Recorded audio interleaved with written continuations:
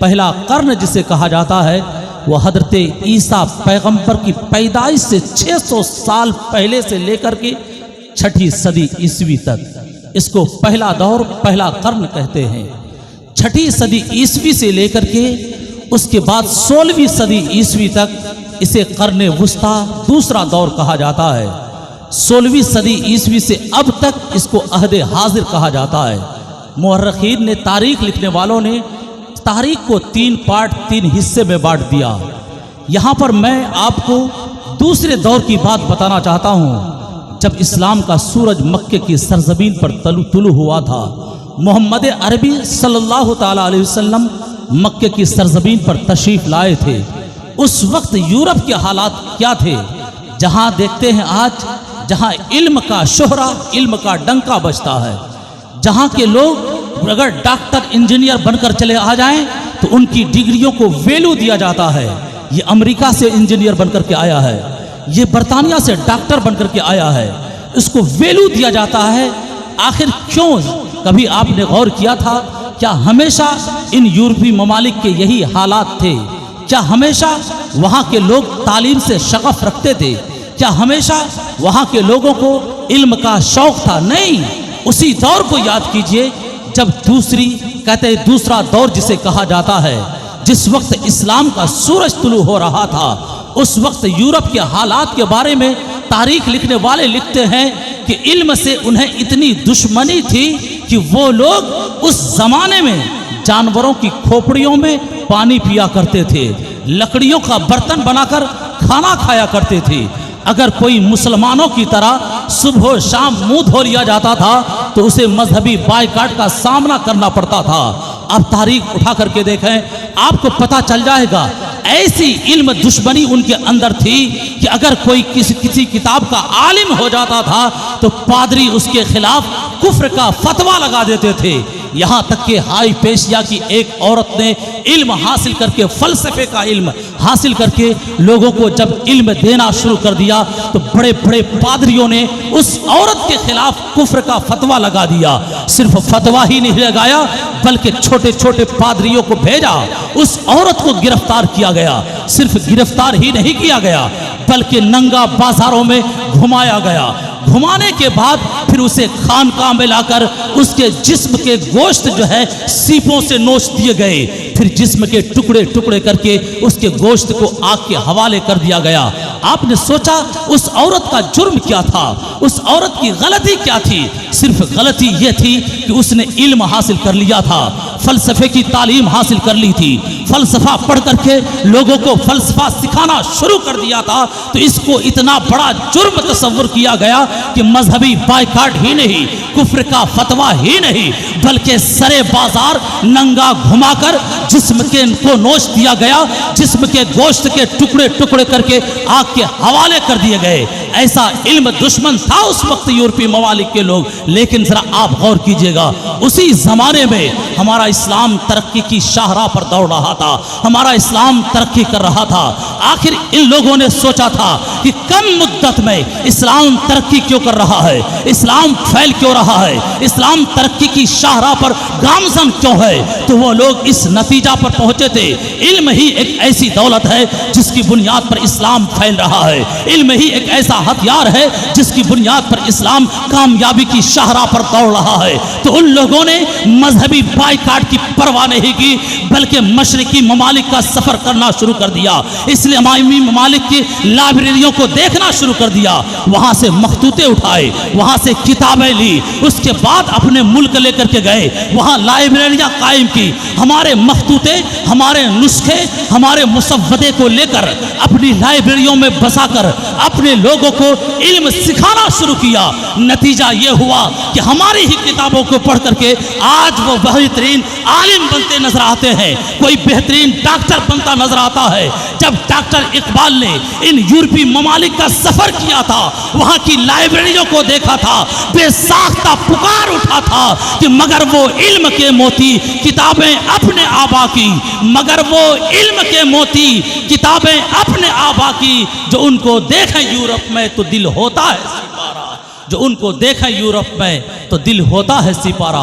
अब गौर कीजिए, वो दौर था कि यूरोप जहालत में डूबा हुआ था, यूरोप तारीकी की जिंदगी गुजार रहा था, लेकिन इस्लाम से ही उन्होंने इल्म की रोशनी ली कि इस्लाम जो उरूज हासिल कर रहा है इल्म की बुनियाद पर हासिल कर रहा है। इसलिए हमारे ममालिक का उन्होंने सफ़र किया, हमारी किताबें ली, अपनी लाइब्रेरियों की जीनत बनाई, फिर पढ़ना लिखना शुरू किया। तो वो लोग आजकल डॉक्टरेट की डिग्री देते हैं, इंजीनियर बनाते हैं। सिर्फ यही नहीं बल्कि अपने इल्म की बुनियाद पर आज वो अपना लोहा मनवाते हैं, हमें अपना गुलाम बनाते हुए नजर आते हैं। कभी आपने इस चीज़ पर गौर किया है? मैं आपको बताऊं, तहरीक इस्तिशराक का वजूद ही इसीलिए हुआ था कि मशरकी ममालिक का इल्म हासिल करो और फिर मुसलमानों पर कंट्रोल कैसे हासिल किया जाए। बरेली ही की सरजमीन पर एक मरतबा जब मैं उर्से मुफ्ती आजम हिंद में शरीक हुआ, वहाँ मैंने एक पंपलेट देखा था जो बरेली की सरजमीन पर बांटा जा रहा था, जिस पंपलेट में लिखा था, हमारे हिंदुस्तान के उस वक्त की बात है जब हमारे हिंदुस्तान में अंग्रेज़ों की हुकूमत थी, अंग्रेज़ हिंदुस्तान में कब्जा जमाए बैठा था। उस वक्त अंग्रेज़ी प्रिंस से एक हमारे मुस्लिम शहजादे की दोस्ती हो जाती है। उसके बाद जब मुस्लिम शहजादे से दोस्ती हुई तो उस अंग्रेज़ प्रिंस ने ये कहा, ऐ मेरे दोस्त, कभी तुम हमारे मुल्क बरतानिया यानी लंदन घूमने के लिए आ जाना, हम तुम्हें दिखाएंगे कि हमारे यहाँ क्या क्या चीज़ें होती है। उस मुस्लिम शहजादे ने उस अंग्रेज़ शहजादे की दावत को कबूल कर लिया और उसने लंदन का सफ़र करना शुरू कर दिया। जब एक दिन वो बरतानिया पहुँचता है, वहाँ उसका वो अंग्रेज़ दोस्त उसे घुमाने के लिए लेकर जाता है। ज़रा और कीजिएगा, आज लोग कैसी कैसी साजिशें रचते हैं इस्लाम को तबाह करने के लिए, मुसलमानों को मिटाने के लिए कैसी कैसी कोशिशें की जाती है, कैसे हरबे और हथकंडे अपनाए जाते हैं। वो मुस्लिम शहजादा है, अंग्रेज़ प्रिंस के साथ जाता है। वो अंग्रेज़ प्रिंस कहता, चलो आज हम तुम्हें एक अजीब व गरीब चीज़ दिखाते हैं। वो अंदर लेकर जाता है, तहखाना है। अंदर तहखाने के अंदर बड़ी बड़ी बिल्डिंगें हैं, बड़े बड़े मकानात हैं, अच्छी दरसगाहें सजी है, जैसा कि आजकल हमारा मदरसा होता है, हमारे मदरसे की दरसगाहें होती है, ऐसे ही बिल्कुल मदरसा बना है। हदीस की तालीम होती है, तफसीर पढ़ाई जाती है, फिक़्ह नहव के तालीम दिए जाते हैं। ऐसे दरसे जैसे उस मुस्लिम शहजादे ने बुखारी शरीफ, मुस्लिम शरीफ और दूसरे मुस्लिम इस्लामिक किताबें पढ़ाता हुआ देखा तो वो मुस्लिम शहजादा पुकार उठा, ये तो हमारा मदरसा है जहाँ बुखारी पढ़ाई जाती है, जहाँ मुस्लिम का दर्स दिया जाता है, जहाँ कुरान और हदीस की तालीम दी जाती है। तो उस अंग्रेज प्रिंस ने कहा था, ऐ मेरे दोस्त सुन, ये तेरा मदरसा नहीं, ये मेरा मदरसा है। यहाँ हम अपने लोगों को कुरान की तालीम देते हैं, हदीस की तालीम देते हैं, फिक़्ह के जुज़ियात का आलिम बनाते हैं। इसको बनाने के बाद मुस्लिम ममालिक में कहीं खतीब बनाकर, कहीं इमाम बनाकर, किसी मदरसे का मुदर्रिस बनाकर, किसी मस्जिद का इमाम बनाकर हम अपने आदमी को भेजते हैं। सूरत उसकी मुसलमानों की होती है, लेकिन सीरत उसकी ईसाइयों जैसी होती है, क्रिश्चियन जैसी होती है। मुसलमान उसको देखकर अपना रहबर तसव्वुर करता है, उसे अपना कहते मोहसिन व मुक्तदा तसव्वुर करता है, लेकिन हकीकत में वो मुसलमानों का रहबर नहीं होता, मुसलमानों का मुक्तदा नहीं होता, मुसलमानों का पेशवा नहीं होता, बल्कि वो हमारा रहज़न होता है, हमारा रहबर नहीं होता।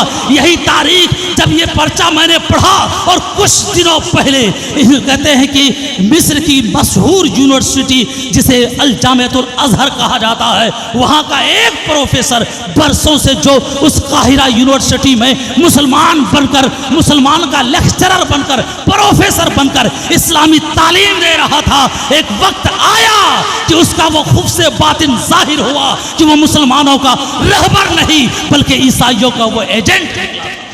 जरा आप सोचिए, ये तारीख बताती है। आज हम इसी इल्म से कोसों दूर हैं। नतीजा ये है, हमारा ही हथियार लेकर आज लोग हम पर हमला करते नजर आते हैं।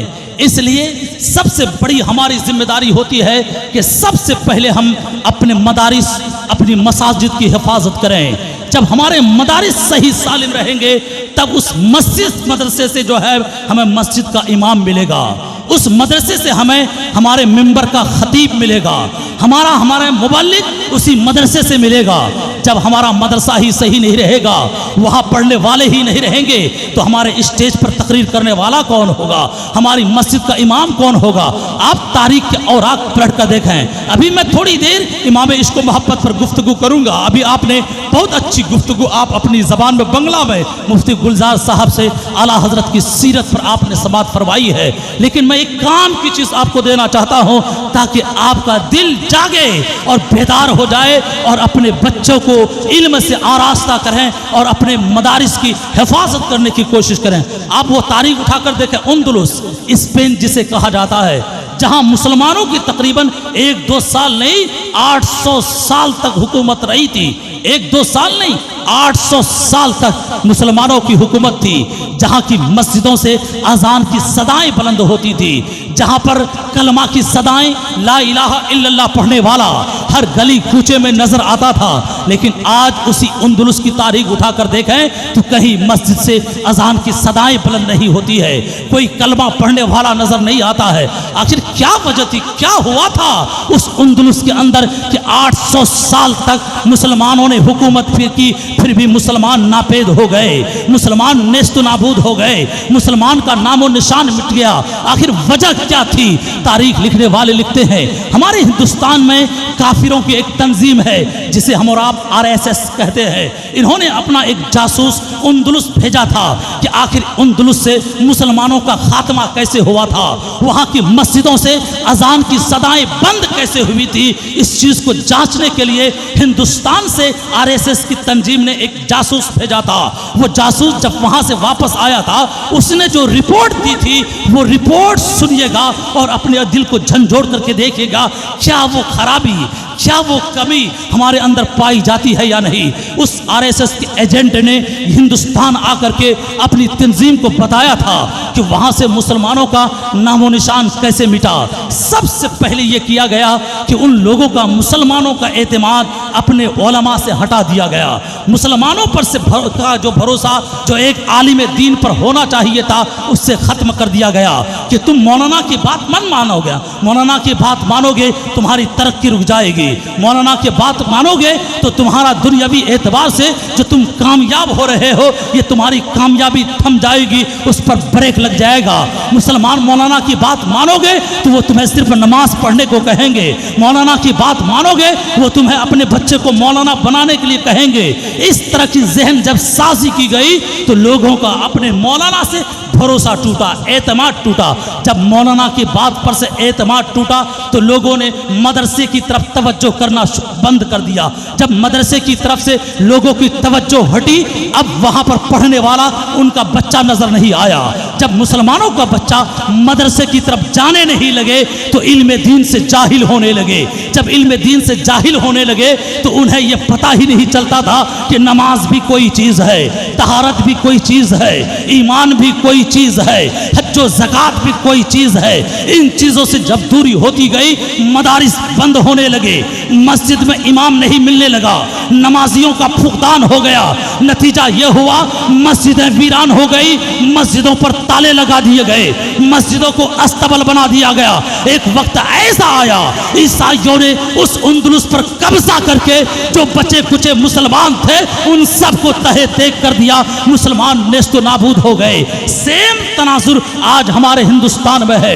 आज हम खुद देखें, अपने जहन से पूछ करके देखें, अपने दिल से पूछ करके देखें, क्या हम अपने उलमा पर भरोसा करते हैं? क्या हम अपने उलमा की बात सुनना चाहते हैं? आज हमारे इलाके में कोई मिलाद हो, कोई कॉन्फ्रेंस हो, वहाँ लाख ऐलान कर दिए जाएं, आइए आपके रहबर आ रहे हैं, आपका मुस्लिह आ रहा है जो आपको दीनी तालीम देगा, दीन के बारे में बताएगा, आपको अपने मजहब के बारे में बताएगा, आपको अपने अकायद की जानकारी देगा। हम उस महफिल में जाने के लिए तैयार नहीं है। हम जानते हैं मौलाना कहेगा सूदी कारोबार मत करना, मौलाना कहेगा कि मस्जिद जाकर के नमाज पढ़ना, मौलाना कहेगा अपने बच्चे को आलिम बनाना। ये जहन पहले से बना लेते हैं, इसलिए हम अपने आलिम की बात सुनने को तैयार नहीं होते हैं। नतीजा ये है, आपके गांव में मदरसा होगा, आपके मोहल्ले में मदरसा होगा, लेकिन पढ़ने वाला दूर का होगा।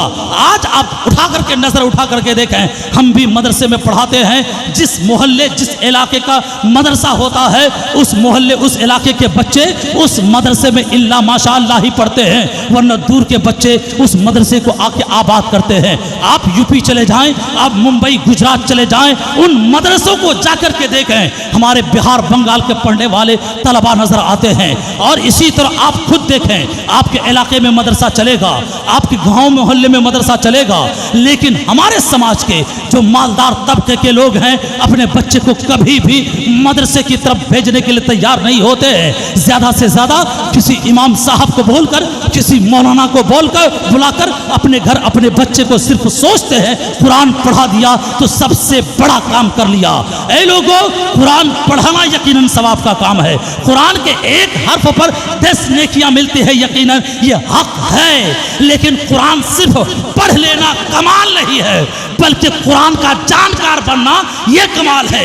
जब एक बच्चा कुरान को उसके माने और मफाहिम के साथ पढ़ेगा तब न समझेगा क्या हलाल है क्या हराम है, क्या जायज़ है क्या नाजायज़ है, किस चीज़ के ताल्लुक से हमारा अकीदा कैसा होना चाहिए।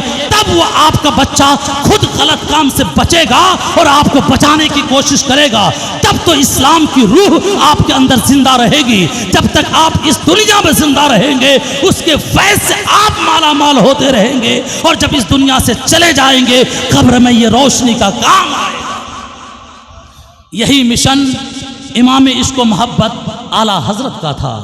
इसलिए तो हमारे उलमा ये कहते भी हैं ना, अगलों ने बहुत कुछ लिखा इल्म दीन पर, अगलों ने बहुत कुछ लिखा इल्म दीन पर। इस सदी में जो कुछ है वो तन्हा रजा का, इस सदी में जो कुछ है वो तन्हा रजा का है। इमाम इश्क व मोहब्बत की तारीख आपने पढ़ी कि 1000 से ज़ायद कुतुब आपने तहरीर फरमाई, 100 से ज़ायद उलूम पर आपको दस्तरस और महार हासिल था। ये उलूम यही तो हैं जिसको सीखा जाता है, जिसको पढ़ाया जाता है। आज वो उलूम जो आला हजरत को जिन पर दस्तरस और महारत हासिल थी उनके हम सबको सही से नाम तक याद नहीं है, ऐसे ऐसे उलूम पर आला हजरत को महारत और दस्तरस हासिल थी। आप जानते हैं, आपने सुना कि आला हजरत अलैहि रहमत व रिदवान ज़ाहिरन लोगों की नज़र में एक मौलाना एक मुफ्ती थे, लेकिन हकीकत ये थी कि दुनिया का कोई ऐसा इल्म नहीं था जिसका इल्म आला हजरत को नहीं था। आपने पहले सुना होगा कि एक अलीगढ़ मुस्लिम यूनिवर्सिटी का प्रोफेसर जिसे सर ज़ियाउद्दीन कहा जाता है, जिसने रियाजी का इल्म जर्मन में जाकर के हासिल किया था, एक रियाजी का बेहतरीन प्रोफेसर, बेहतरीन लेक्चरर था। लेकिन जब एक रियाजी का मसला जब उलझ गया, कहीं से उसे उसमें कहते कि हल उसका नज़र नहीं आने लगा, बड़ा परेशान रहने लगा। उसने ये इरादा किया चलो जर्मन चलते हैं, जिस यूनिवर्सिटी से मैंने इस रियाजी की डिग्री हासिल की है वही जाकर के मैं इस मसले का हल निकालूंगा। लेकिन उसी अलीगढ़ मुस्लिम यूनिवर्सिटी के अंदर सैयद सुलेमान अशरफ बिहारी रहमतुल्लाह अलैह दीनियात के प्रोफेसर थे। जब उसने प्रोफेसर सर ज़ियाउद्दीन को परेशान देखा, पूछा कि मामला क्या है, उन्होंने कहा कि रियाजी का एक मसला उलझ गया है। तो उस प्रोफेसर सैयद सुलेमान अशरफ बिहारी ने मशवरा दिया कि बरेली में एक मौलाना है जिसे अहमद रजा खान कहा जाता है, आप उनके पास चले जाइए। प्रोफेसर को थोड़ा गुस्सा आया। आजकल भी जो स्कूल कॉलेज के अच्छे प्रोफेसर हैं ना, वो मौलवी को कोई भाव ही नहीं देता, ये मौलवी है क्या जानेगा, इस मौलवी जो है कुछ भी नहीं है। लेकिन जरा आप सोचिएगा, आजकल के भी मौलवी इतने अच्छे जानकार होते हैं, कहते हैं स्कूल में पढ़े लोगों से ज़्यादा अच्छी इंग्लिश बोलते हैं, उससे ज़्यादा अच्छी हिंदी जानते हैं। ऐसे इसलिए कभी भी किसी को कमतर सोचने की कोशिश मत कीजिएगा। इन मौलवियों पर अंबिया किराम का फैजान है, वो अंबिया किराम जिसके बारे में अल्लाह ने कुरान में फरमाया था, वो अल्लमा आदम अल अस्मा कुल्लहा, कि अल्लाह ने हजरत आदम को तमाम चीज़ों के नाम का इल्म दिया था। साहिब जलालैन ने फरमाया था हत्तल क़स्आ वल क़ुसैआ, यहाँ तक कि बड़ी प्याली को क्या कहा जाता है, छोटी प्याली को क्या कहा जाता है, इन सारी चीज़ों का इल्म अल्लाह ने हजरत आदम को दिया था। उन्हीं के वारिस तो उलमा हैं। ये विरासत मुंतकिल होती आ रही है, वो अंग्रेज़ी हो कि कोई और ज़बान हो, इन सारी ज़बानों का इल्म आलिम को होता है। ये ज़रूरी नहीं कि सारे आलिम को हो, लेकिन हर आलिम को हल्के में मत लीजिएगा। ज़रा आप सोचिए, उन्हीं आलिमों में से एक आलिम अहमद रज़ा की ज़ात है। पहले प्रोफेसर सर ज़ियाउद्दीन को तो गुस्सा आया, क्या मौलाना सुलेमान क्या बात करते हैं, ये रियाजी का मसला मैंने विदेश से डिग्री ली है, मुझसे हल नहीं हो रहा है, वो मौलवी हल करेगा। आप खामोश हो गए। कुछ दिनों के बाद फिर परेशान देखा, कहा चले जाइए भाई, बरेली चले जाइए। फिर उन्होंने गुस्से में कहा, यार फिर तुम ऐसी बात करते हो, एक मौलवी क्या रियाजी का मसला हल करेगा। लेकिन अब जरा गौर कीजिए, जब तीसरी मर्तबा सैयद सुलेमान अशरफ बिहारी ने कहा, अरे ठीक है आप जर्मन चले जाना, लेकिन जरा सोचो अलीगढ़ से बरेली कितना दूर है, ट्रेन जाती रहती है, 2-4 घंटे का रास्ता है, पहले आप जाइए उनसे मिल लीजिए, उसके बाद अगर मसला हल नहीं होगा तो जर्मन चले जाना। जब ये मशवरा दिया गया, प्रोफेसर सर ज़ियाउद्दीन के समझ में बात आ गई, चलो चलते हैं, देख लेते हैं, उस मौलवी को भी आजमा लेते हैं। चला गया बरेली की सरजमीन पर। असर के बाद का वक्त है। आला हजरत का मामूल था हमेशा कि असर के बाद आप जो है मस्जिद के बाहर एक खास जगह थी, वहाँ बैठते थे, वहाँ पर ऐलान आम होता था, जिसको भी जिस मसले की ज़रूरत है आए वो इस्तिफसार करें, पूछें। तो आला हजरत अपनी मस्जिद से निकलते हैं। उसके बाद प्रोफेसर सर ज़ियाउद्दीन मिलते हैं, सलाम व कलाम होता है। कहते हैं हुजूर अलीगढ़ से आया हूँ, एक मसला है। आला हजरत ने फरमाया कि ज़रा बयान किया जाए। उन्होंने कहा हजरत कोई मसला आम मसला नहीं है, चलते फिरते हल हो जाएगा, चलिए कहीं बैठते हैं, बैठ करके वो मसला हल करते हैं। आला हजरत ने फरमाया ज़रा बताइए तो सही मसला क्या है, कुछ उसकी सूरत तो बयान कीजिए। जैसे ही उन्होंने सूरत बयान की, आला हजरत ने फिल बदी वही खड़े खड़े उस मसले का हल बताया। प्रोफेसर सर ज़ियाउद्दीन कहते हैं मुझे बड़ा ताज्जुब हुआ, उनका तशफ़ी बख्श जवाब सुनकर मुझे ऐसा लग रहा था कि ये मौलवी अहमद रज़ा इसी मसले पर मुताला कर रहे हो, इसी मसले पर उनकी नजर थी। अरे मैंने इल्मे लदुन्नी के बारे में सुना था, आज मैंने देख लिया कि इल्मे लदुन्नी भी कोई इल्म करता है। जरा सोचिए, यह आला हुज़ूर की जात है। ऐसे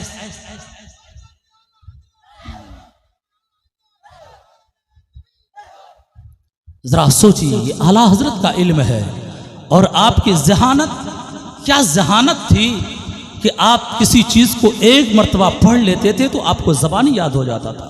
आपके हिफ्ज़ कुरान का अंदाज भी यही था कि कोई एक पारा पढ़ करके सुना देता, आप दोबारा उसको सुना दिया करते थे। ये आपकी कहते क़ुव्वत हाफ़िज़ा का आलम था। मैं आपको बताऊं, आला हज़रत अलैहि रहमत व रिज़वान एक मर्तबा मुहद्दिस सूरती के पास पीलीभीत शरीफ जाते हैं। वहाँ पर जब दोनों में गुफ्तगू शुनीद होती है तो उसमें एक किताब का तज़किरा आता है, जिस किताब का नाम है कहते अल उक़ूद दुर्रिया फ़ी तनक़ीह फ़तावल हामिदिया। उस किताब का तज़किरा आता है तो आला हज़रत की लाइब्रेरिया में बहुत सारी किताबों के ज़खायर मौजूद थे।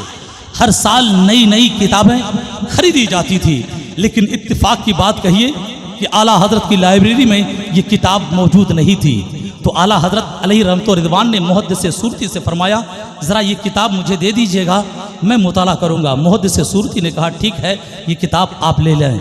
लेकिन उसके बाद एक जुमला उन्होंने कहा था, जब मुताला हो जाए तो इसे वापस फरमा दीजिएगा, इसलिए कि आपके पास तो किताबें बहुत है, मेरे पास कुछ गिनी चुनी किताबें हैं।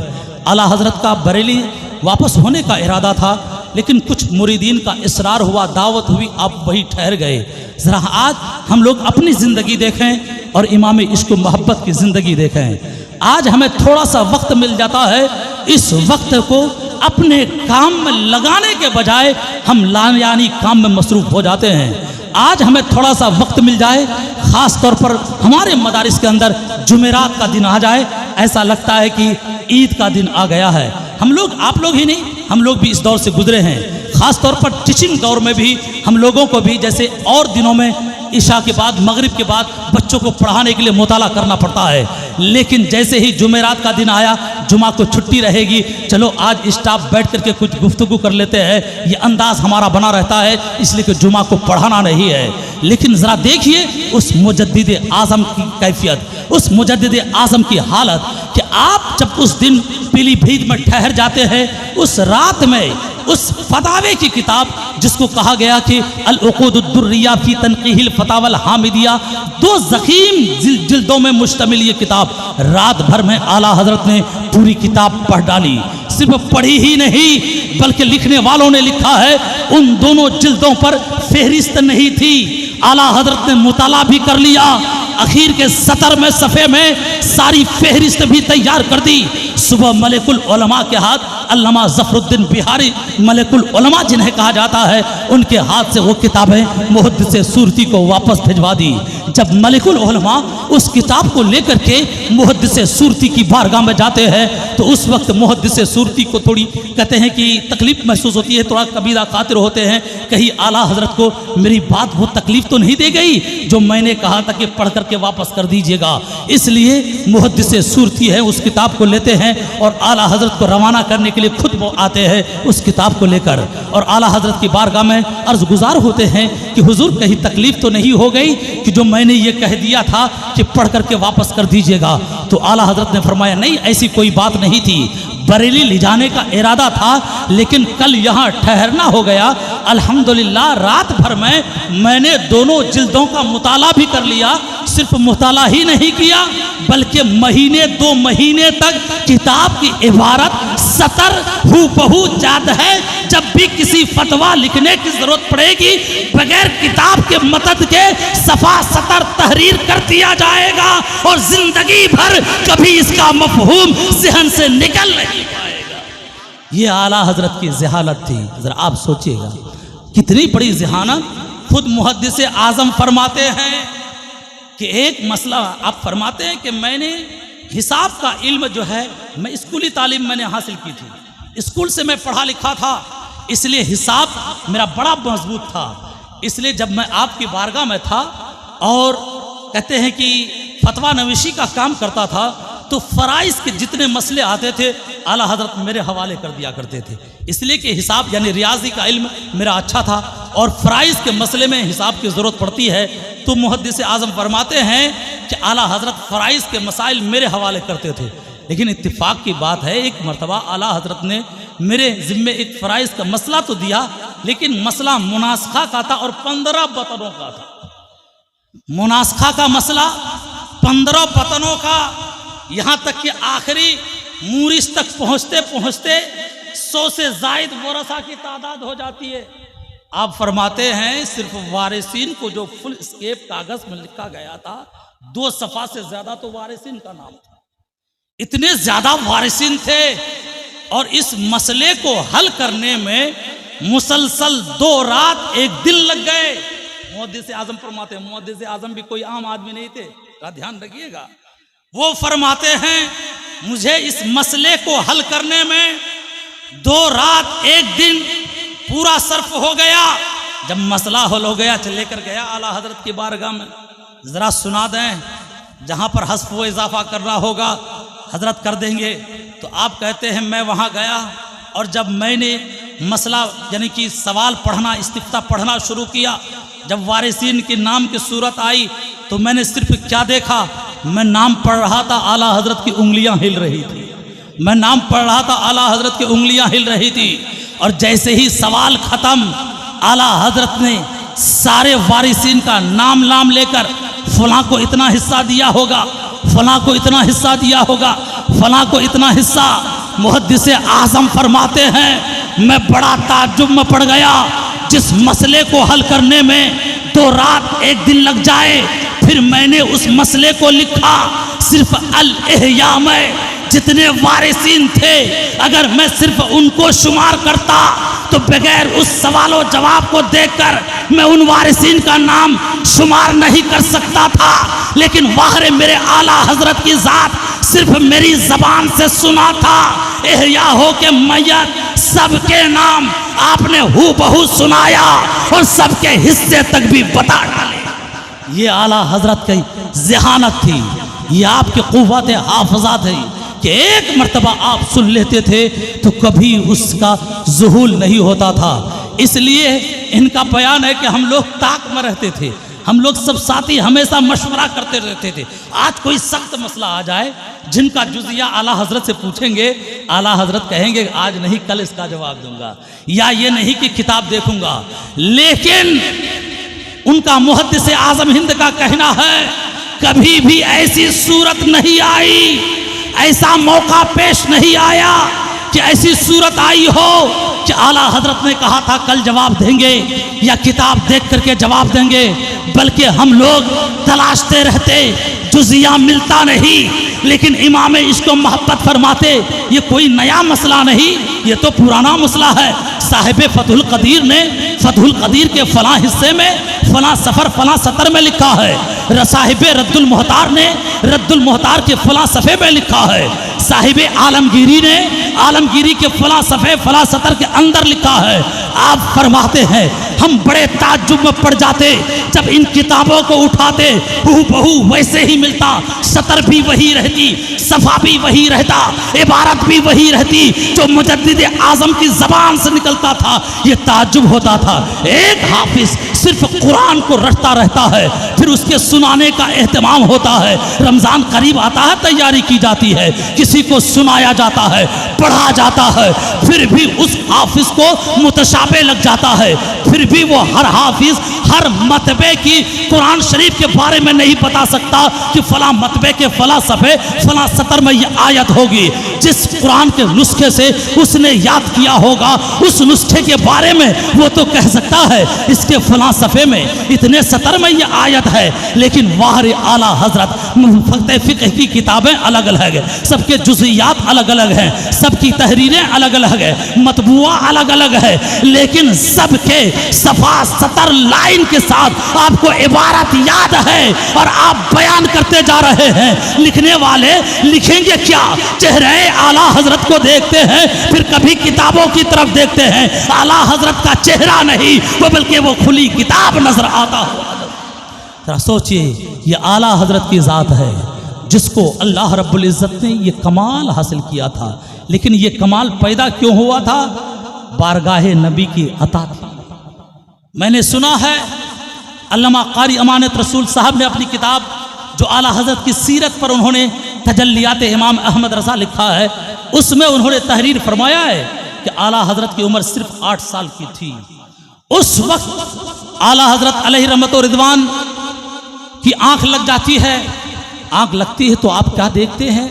एक बहुत शानदार महल है, जिस शानदार महल के दरवाजे पर मौलाना काफ़ी अलैहि रहमत खड़े हैं।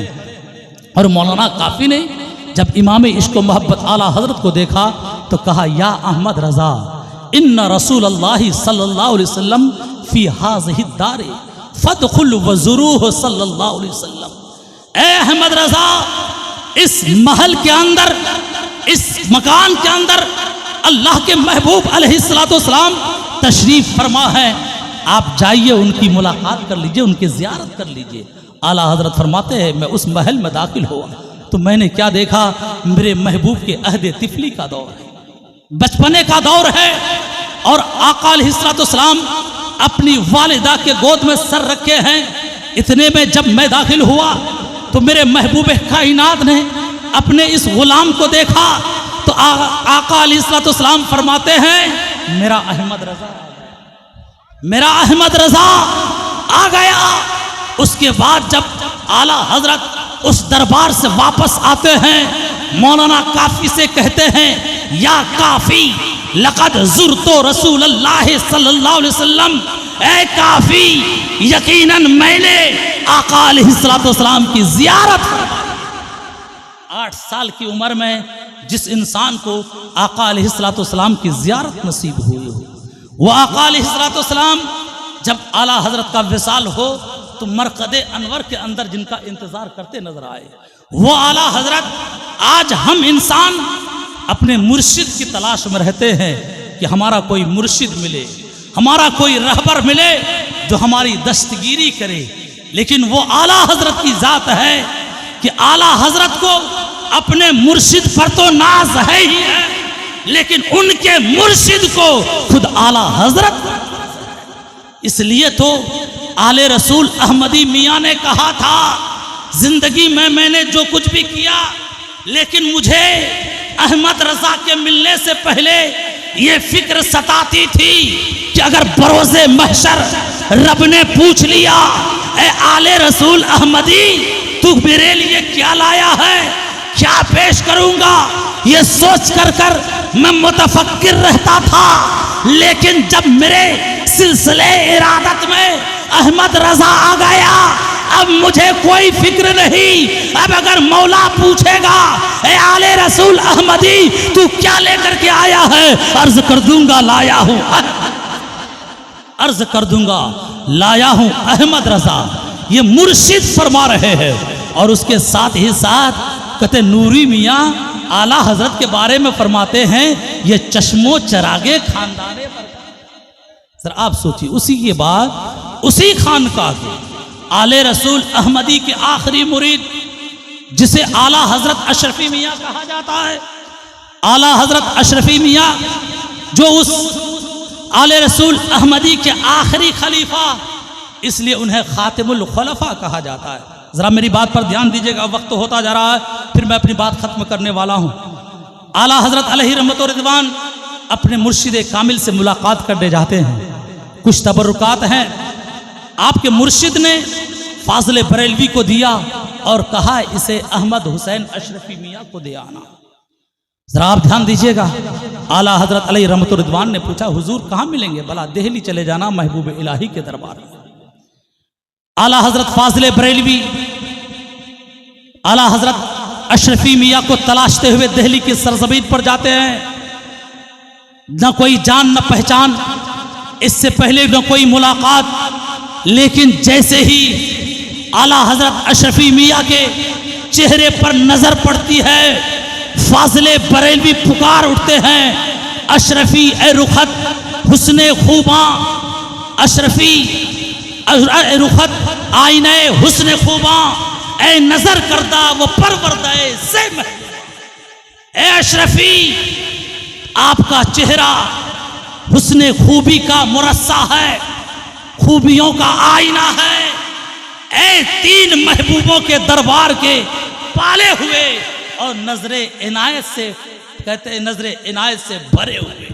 अब जरा आप ध्यान दीजिएगा, ये आला हजरत फाज़िल बरेलवी ने कहा कि अशरफी ए रुखत आईने हुस्न खूबा, ए नजर करदा परवरदे से महबूबा। ये से महबूबा तीन महबूब हैं कौन, जिनके बारे में आला हजरत फाज़िल बरेलवी ने फरमाया, एक महबूब महबूब सुबहानी शेख अब्दुल कादिर जीलानी, दूसरे महबूब महबूब इलाही शेख निजामुद्दीन औलिया अलैहि रहमत व रिदवान, तीसरे महबूब महबूब यज़दानी मखदूम अशरफ जहांगीर समनानी। अब जरा यहां पर गौर कीजिएगा, इससे सिर्फ आला हजरत अशरफी मियाँ की फजीलत या अजमत ही नुमाया नहीं होती, बल्कि इससे आला हजरत फाज़िल बरेलवी की अहमियत का भी अंदाजा लगता है। अरे हम और आप हैं, एक दूसरे का चेहरा देखते हैं, हमें क्या नजर आता है, दो आंखें नजर आती है, इंसान की नाक नजर आती है, उसके होंठ नजर आते हैं, कान नजर आते हैं, ये जाहिरी चीजें नजर आती है।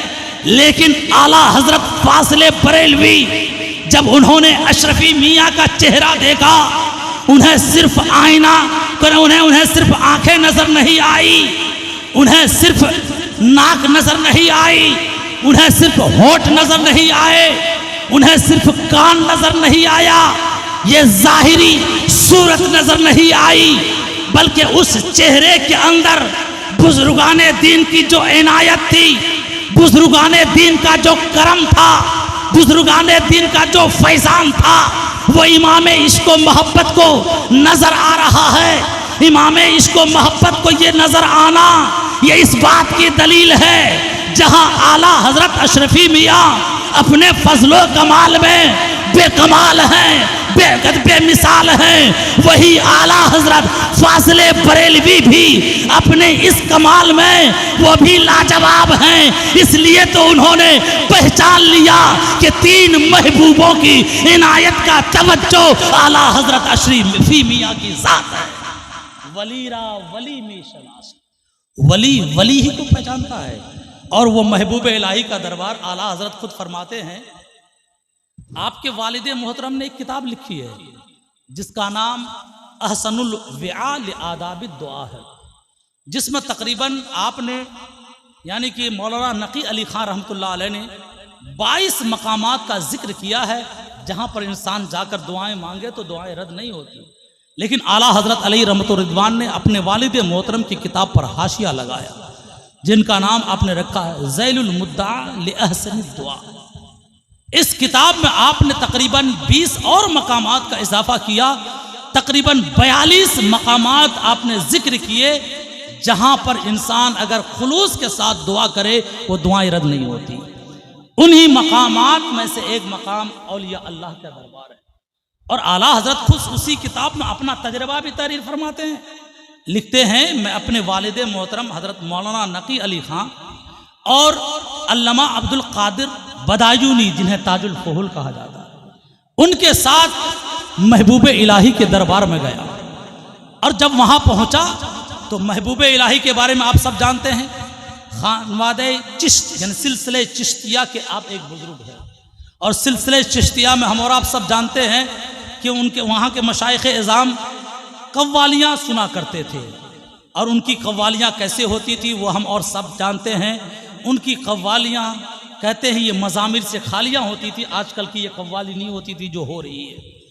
उनकी कव्वाली जो सुना करते थे ऐसी कव्वाली होती थी जिनको सुनने के बाद वज्द तारी हो जाता था, इंसान दुनिया व माफिया से बेनियाज हो जाता था। आला हजरत फरमाते हैं मैं वहां पहुंचा तो मैंने देखा कि मौजूदा जमाने की कव्वाली हो रही थी, ढोल बाजे के साथ कव्वाली हो रही है।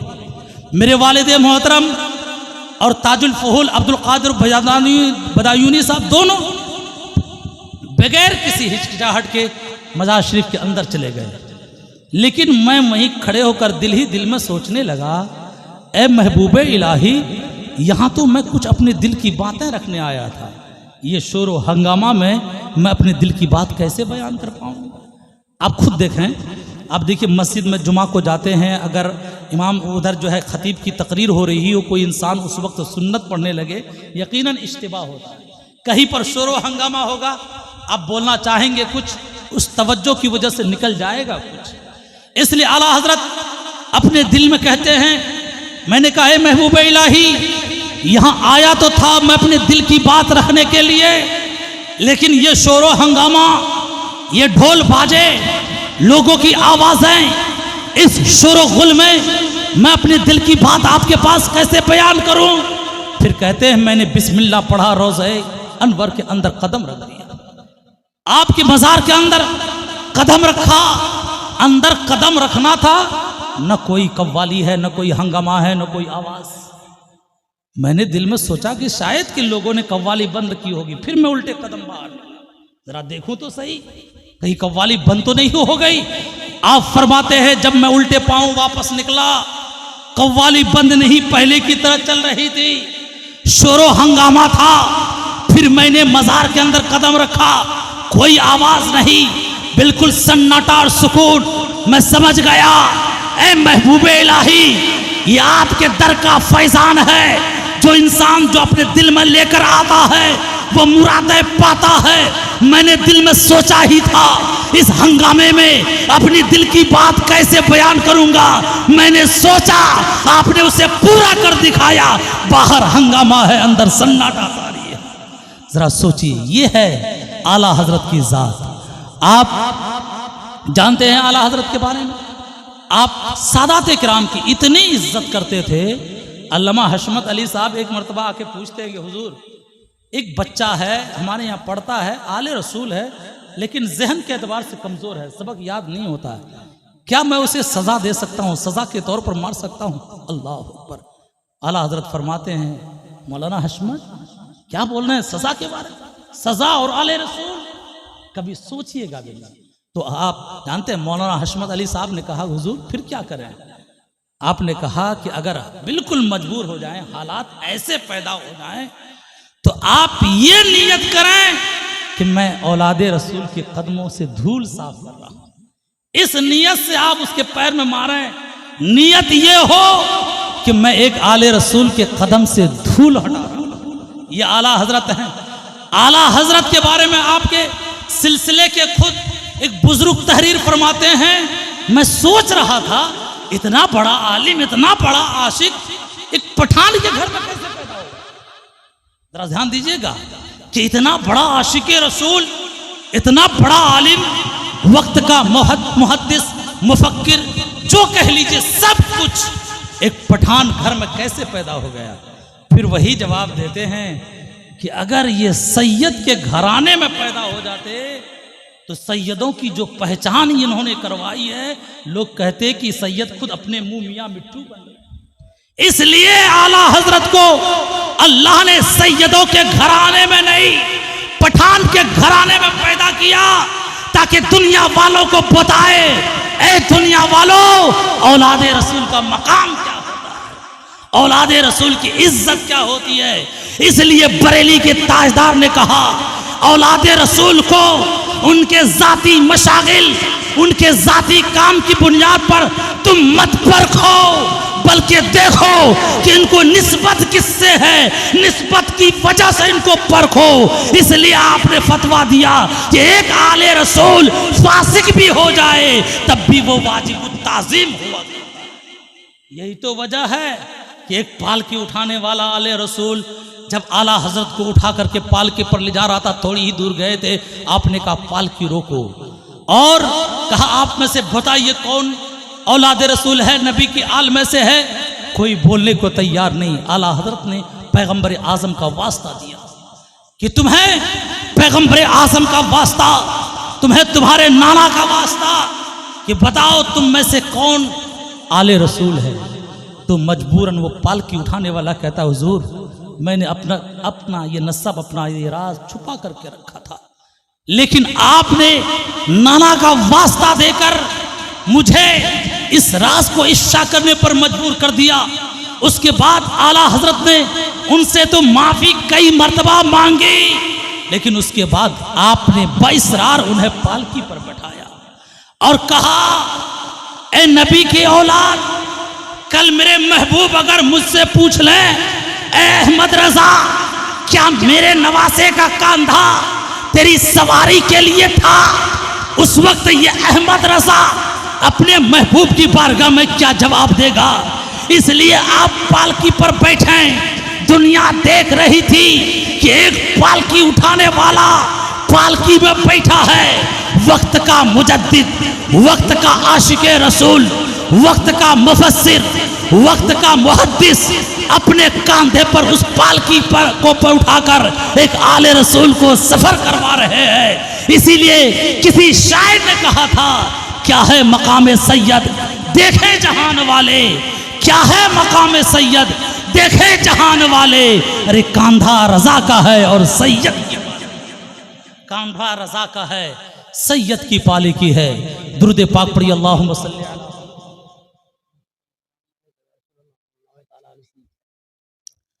चलिए माशाअल्लाह, अब गौर कीजिएगा, आला हजरत अलैहि रहमत व रिदवान। अब बात जब आ गई है तो मैं एक मसले को हल कर देना चाहता हूँ। आजकल देखिए ख़ास तौर पर अपने इलाके में ये अशरफी रज़वी सिलसिले का बड़ा कभी कुछ ज़माने में तनाज़ो था, लेकिन आज ध्यान रखिएगा, अशरफी हो कि रज़वी सब हमारे हैं। मशरबन कोई कुछ हो, मसलकन सब अहले सुन्नत व जमात। यही वजह थी कि मैंने एक किताब में पढ़ा है कि जब आला हजरत अशरफी मियाँ जब ट्रेन से गुजरते थे, बरेली की सरजमीन से आप गुजरते थे, आला हजरत फाजले बरेलवी अपनी दरसगाह में खड़े हो, न कोई तार न टेलीफोन कनेक्शन, देखिए इशराके नूरी। कहते हैं आला हजरत फाजले बरेलवी अपनी दरसगाह में खड़े हो जाते और इधर आला हजरत अशरफी मियाँ ट्रेन में खड़े हो जाते। आला हजरत फाजले बरेलवी से कोई पूछता, हुजूर बगैर किसी वजह के आप खड़े हो गए, तो आला हजरत फरमाते थे कि हमारे शहर से एक आले रसूल जा रहे, उनकी ताजीम के लिए मैं खड़ा हो गया। इधर आला हजरत अशरफी मियाँ ट्रेन में खड़े हो जाते, उनसे मुरीद पूछते, हुजूर आप बरेली से गुजर रहे हैं, क्यों खड़े हो गए? आप कहते थे एक आलिमे दीन, एक आशिके रसूल मेरी ताज़ीम के लिए खड़ा हो गया है, इसलिए शफकतन मैं भी खड़ा। ये कनेक्शन था, ये बुजुर्गाने दिन का कनेक्शन। आप देखिए, आला हजरत के दरबार के परवरदा मुहद्दिस आजम हिंद है, आला हजरत के दरबार के परवरदा आला हजरत अशरफी मियाँ के साहबजादे अहमद अशरफ मियाँ है, और फिर अहमद अशरफ मियाँ के बेटे जिन्हें सरकारे कला कहा जाता है, हुजूर मुख्तार अशरफ अलैहि रहमतो रिदवान, उनका नाम रखने वाला कोई और नहीं आला हजरत की ज़ात है कि अहमद अशरफ मियाँ ने जब आपके घर लड़का पैदा हुआ, आला हजरत की बारगाह में जाते, हुजूर आपके घर पोता पैदा हुआ है, उसी रिश्ते तलम्मुस की बुनियाद पर आपके घर कोई पोता पैदा हुआ है, ज़रा नाम तहरीर फरमा दें। आला हजरत ने फरमाया कि मोहम्मद नाम रखने की बड़ी फजीलत है, फिर आपके नाना का नाम है इसलिए पहला नाम मोहम्मद रखा जाए। उसके बाद कहते हैं कि अहमद अशरफुल जिलानी ने अर्ज़ किया, हुजूर कोई तारीख़ी नाम रख दिया जाए। आला हजरत ने फरमाया कि कहते हैं कि इनका नाना मुख्तार कौनैन सल्लल्लाहु अलैहि वसल्लम है, इसलिए उनके नाम पर इनका नाम मोहम्मद मुख्तार रख दिया जाए। जब मोहम्मद मुख्तार रखा गया तो आपकी तारीख़ विलादत जो है सन 1333 हिजरी उससे निकल आती है। उसके बाद जो है कहा गया कि इन आपका ताल्लुक़ हुजूर मखदूम अशरफ जहांगीर सिमनानी से है, उस निस्बत से उनका नाम मोहम्मद मुख्तार अशरफ रख दिया जाए। तो मोहम्मद मुख्तार अशरफ ये भी तारीख़ी नाम है, मोहम्मद मुख्तार ये भी तारीख़ी नाम है। हिजरी के एतबार से मोहम्मद मुख्तार ये तारीख़ी नाम है, और ईस्वी के एतबार से मोहम्मद मुख्तार अशरफ ये तारीख़ी। सोचिए, ये हमारे दोनों खानवादे का ताल्लुक़ है। सिर्फ यही तक बस नहीं, बल्कि जब आला हजरत फाजिल बरेलवी का विसाल हुआ, मुहद्दिस आज़म हिंद फरमाते हैं कि कछोछा की सरजमीन पर मैं हुजूर आला हजरत अशरफी मियाँ को वज़ू करा रहा था। इसी दरमियान मैंने देखा कि आला हजरत अशरफी मियाँ अचानक रो रहे हैं, आपके आंखों से आंसू के कतरात निकल रहे हैं। मैंने पूछा, हुजूर क्या वजह है? क्या किसी मूजी जानवर ने तकलीफ दे दी? आप अचानक रो रहे हैं। उस वक्त आला हजरत अशरफी मियाँ फरमाते हैं, ए मुहद्दिस आज़म, ए मोहम्मद, कहते हैं मुहद्दिस कछोचवी, ज़रा सुनो तो सही, अभी मैंने फरिश्तों के कंधे पर कुतुबुल इरशाद का जनाजा देखा। ज़रा सुनिए, ये किसने कहा? आला हजरत अशरफी मियाँ ने कहा, अभी मैंने फरिश्तों के कंधे पर कुतुबुल इरशाद का जनाजा देखा है। और उस वक्त मुहद्दिस आज़म हिंद फरमाते हैं, बरेली से न कोई तार आया था, न कोई खबर आई थी। कुछ देर के बाद जब तार आया कि बरेली में मौलाना अहमद रजा का विसाल हो चुका है। ये बुजुर्गानी दिन के कल्बी ताल्लुकात देखिए। बरेली में आला हजरत का विसाल होता है, कछोछा में आला हजरत अशरफी मियाँ को बगैर किसी ज़ाहिरी वसीले के इत्तला हो जाती है। सिर्फ इत्तला ही नहीं, जब इत्तला होती है तो आप गम का इजहार करते हुए आंखें अश्कबार होती है। फिर यह भी मुलाहजा फरमाते हैं कि आसमान पर फरिश्ते उनके जनाजे को कांधा पर उठाए जाए। इसी आला हजरत का विसाल जब 25 सफरुल मुजफ्फर सन 1340 हिजरी को मुताबिक 28 अक्टूबर 1921 ईस्वी को बरेली की सरजमीन पर आपका विसाल होता है। जुमा के दिन ऐन जुमा के वक्त हिंदुस्तानी टाइम के मुताबिक 2:38 पर आपका विसाल होता है।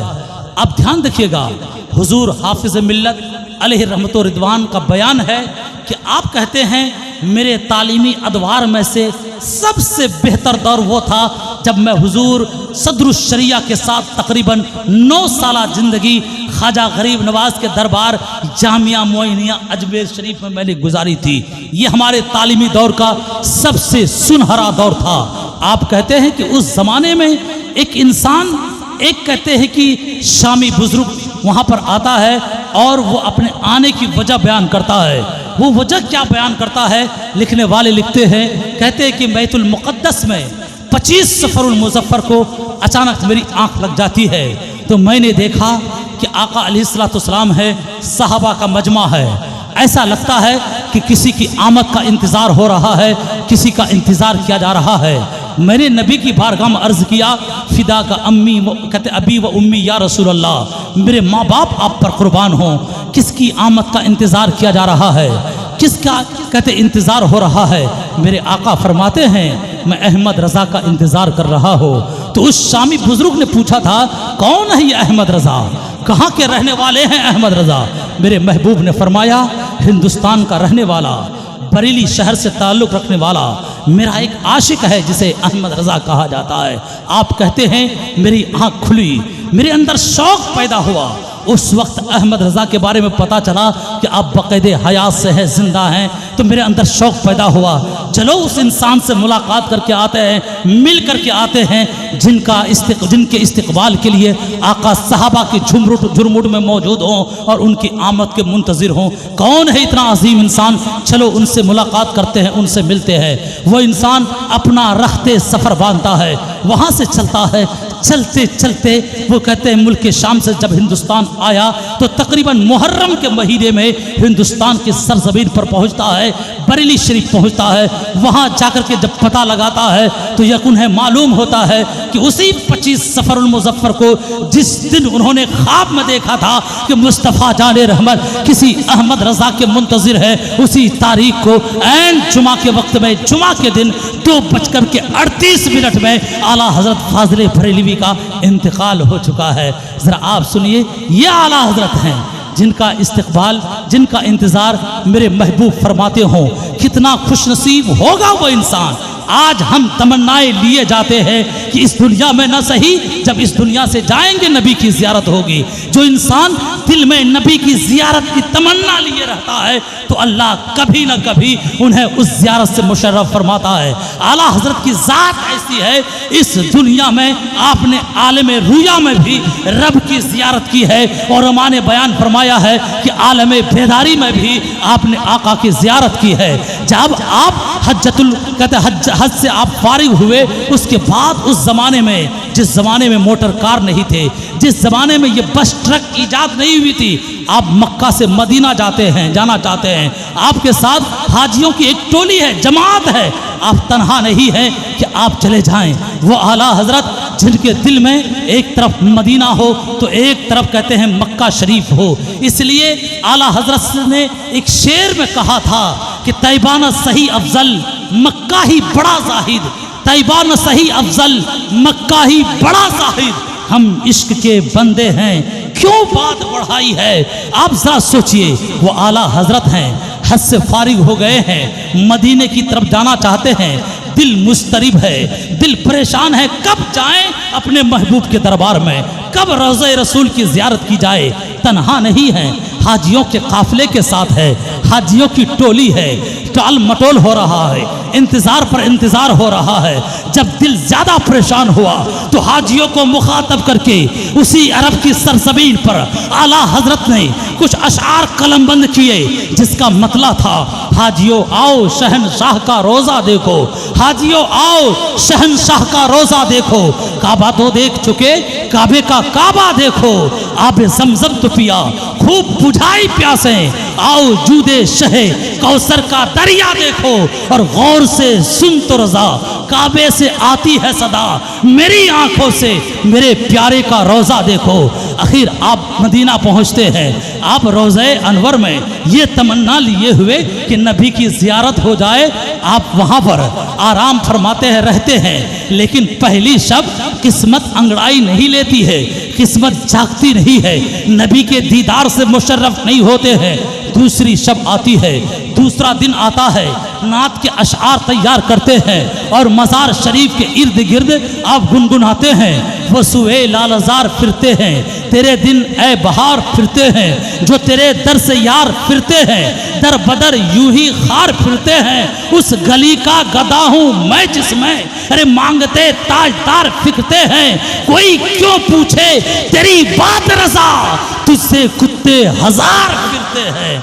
आला हजरत ने कहा, ए बहारों झूम जाओ, ए बहारों खुशियां मनाओ कि बहारों के बहार मुस्तफ़ा जाने रहमत तशरीफ ला रहे हैं। इस तरह अशार गुनगुनाते चले जा रहे हैं। आखिर में अपनी आजिज़ी जाहिर करते हुए, इनके सारी जाहिर करते हुए कहते हैं, कोई क्यों पूछे तेरी बात रजा, तुझसे कुत्ते हजार फिरते हैं। ये आला हजरत ने कहा, लेकिन हम आशिकों को ये जेब नहीं देता कि हम अपने मोहसिन को कुत्ते से ताबीर करें, इसलिए लोग कहते हैं तुझसा शैदा हजार फिरते हैं। आला हजरत कहते हैं, ए अहमद रजा, तेरी क्या बसात है इस दरबार में, तू जैसे तो हजारे फिरते रहते हैं। जब ये शेर कह करके आप मुवाजहा शरीफ के अंदर बैठते हैं, आपका नसीबा जागता है।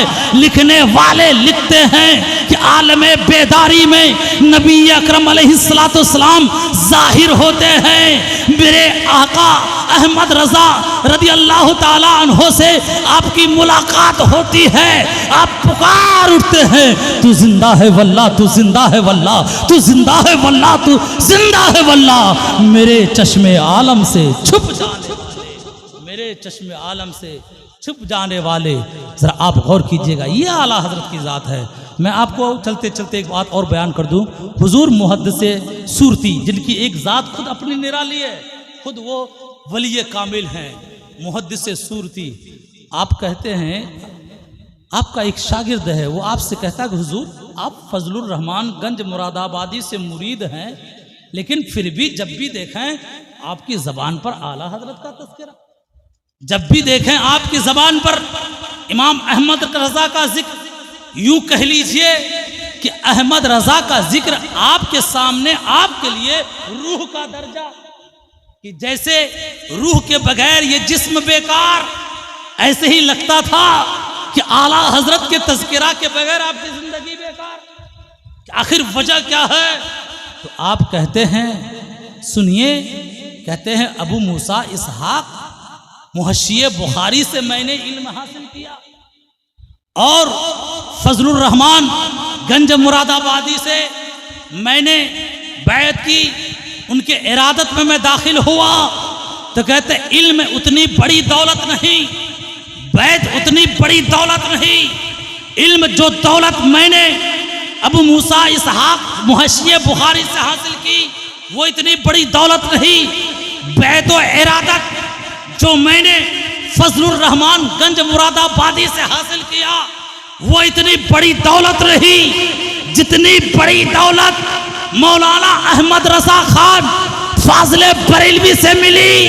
वो ईमान की पुख्तगी की दौलत, वो ईमान के अंदर रुसूख और एतकाद के अंदर पुख्तगी की दौलत जो मिली है, न मौलाना फजलुर रहमान से मिली है, न मुहश्शिए बुखारी से मिली है। अगर ये मिली तो मौलाना अहमद रजा से, ये आला हजरत की जात थी। आप जरा सोचिए, वो आला हजरत कैसे नबी के इश्क में डूबे रहते थे, कैसे नबी की मोहब्बत में डूबे रहते थे। आप लोगों ने उलमाए किराम से सुना है, हमारे हिंदुस्तान में यूपी के सरजमीन पर एक जिला है जिसे बहराइच शरीफ कहा जाता है। बहराइच शरीफ में एक कस्बा है जिसे नानपारा कहा जाता है। वहाँ का एक बादशाह नवाब था। लोग शोराओं की, जैसे पुराने ज़माने जाहिलियत में भी आदत थी, बड़े बड़े मालदार लोगों की कसीदा खानी करते थे और उनकी शान में अशार बना बना कर पेश करते थे ताकि दुनियावी ज़र माल और दौलत हासिल हो जाए।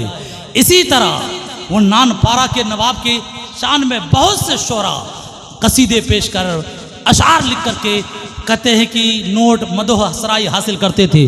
कुछ लोगों ने आला हजरत से कहा था, ए अहमद रजा, ज़रा आप भी इनकी शान में कुछ कसीदे लिख दीजिए, कुछ अशार लिख दीजिए। तो मेरे आला हजरत ने भी कलम उठाया और क्या लिखा, वो कमाल हुस्ने हुजूर है कि गुमाने नक्शे जहां नहीं, यही फूल खार से दूर है, यही शम्मा है कि धुआं नहीं। ए लोगों, मेरे मुस्तफ़ा का हुस्न कामिल है जिसके अंदर नक्श का कोई शाइबा नहीं है, जिसके अंदर कोई ऐब का, ये कहते हैं कि गुमान तक नहीं है।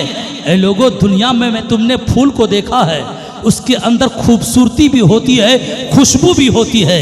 उस खूबसूरती और खुशबू की वजह से लोग उस फूल की तरफ खिंचे चले जाते हैं। जहाँ उस फूल के अंदर ये खूबी है कि वो खूबसूरत भी है, पुरकशिश भी है, खुशबूदार भी है, दिल को अपनी तरफ माइल करने की कुव्वत भी है, लेकिन साथ ही साथ उसके अंदर एक ऐब भी है कि उसके अंदर कांटा होता है। तोड़ने जाओगे वो कांटा तुम्हें तकलीफ देगा, चुभ जाएगा। इसी तरह दुनिया में रोशनी के लिए लोग शमा जलाते हैं, मोमबत्ती जलाते हैं, चिराग जलाते हैं। इस शमा से, मोमबत्ती से, चिराग से तुम्हें रोशनी तो मिल जाएगी, अंधेरा काफुर तो हो जाएगा, तारीकी खत्म तो हो जाएगी, लेकिन साथ ही साथ इस खूबी के साथ कि अंधेरा को वो खत्म कर दे, तारीकी को वो बिठा दे। उस खूबी के साथ साथ उसके अंदर ये ऐब है कि उसके अंदर धुआं होता है कि तुम्हारी आंख के अंदर आंसू ला दे। लेकिन वो मुस्तफ़ा जाने रहमत, वो गुलशने रिसालत के फूल, वो आमिना के बाग का फूल जिसे मुस्तफ़ा जाने रहमत सल्लल्लाहु अलैहि वसल्लम कहा जाता है, तो आला हजरत फरमाते हैं, ऐ लोगों कि दुनिया का तो फूल है जिसके अंदर खार होता है, दुनिया की शमा तो है उसके अंदर धुआं हुआ करते हैं, लेकिन मुरे मुस्तफ़ा की ज़ात है कि वो कमाल हुस्ने हुजूर है कि गुमाने नक्शे जहां नहीं, यही फूल खार से दूर है, यही शम्मा है कि जिसमें धुआं नहीं। और मक्ते में फरमाते हैं, करूं मद है अहले दुवल रजा, पड़े इस बला में मेरी बला, मैं गदा हूं अपने करीम का, मेरा दीन पारे ना नहीं। कितना बेहतर अंदाज में आपने इस शेर के मक्ते में पारे ना कह करके इस शेर के अंदर उस कस्बे नान पारा की तरफ इशारा भी कर दिया और अपना मकसद और मुद्दा भी हासिल कर दिया, बता दिया कि ऐ लोगों, मेरी जिंदगी का मकसद किसी दुनियादार, किसी दुनियावी हुकूमत, किसी दुनियावी बादशाह, चाहे वो नान पारा से ताल्लुक रखने वाला हो, उसकी मदह सराई करना नहीं है, बल्कि मेरा मकसद जो है मेरे महबूब की शान में अशआर गुनगुनाना है, उनके लिए अपनी जिंदगी को वक्त, ये मेरी शान है। इसलिए हम और आप दुआ करें कि आला हजरत रज़ी अल्लाह ताला अन्हु के फैज़ान से अल्लाह रब्बुल इज़्ज़त हम सबको माला माल फरमाए। हम तालिबान उलूम नबविया और ये वारिसे उलूम अंबिया को आला हजरत के इल्म का छोटा सा छींट भी हम सबको नसीब फरमा दे, इसलिए कि उनके दरिया का एक कतरा भी मिल जाए ना, ये वक्त का इमाम मिल जाएगा। इसलिए हम लोग दुआ करें कि अल्लाह रब्बुल इज़्ज़त हम सबको फैज़ान आला हजरत से माला माल फरमाए। फिर इंशाअल्लाह कभी मौका मिलेगा तो और गुफ्तगू की जाएगी। कहते हैं कि तूफ़ान नूह लाने से ए चश्म क्या फ़ायदा, तूफ़ान नूह लाने से ए चश्म क्या फ़ायदा, दो बूंद ही काफ़ी हैं अगर कुछ असर करे। वमा अलैना इल्लल बलाग, अस्तगफिरुल्लाह रब्बी मिन कुल्लि ज़ंबिन व अतूबु इलैह। सब लोग मिल के एक मरतबा पढ़ लीजिए, ला इलाहा इल्लल्लाहु मुहम्मदुर रसूलुल्लाह सल्लल्लाहु तआला अलैहि वसल्लम। अस्सलामु अलैकुम।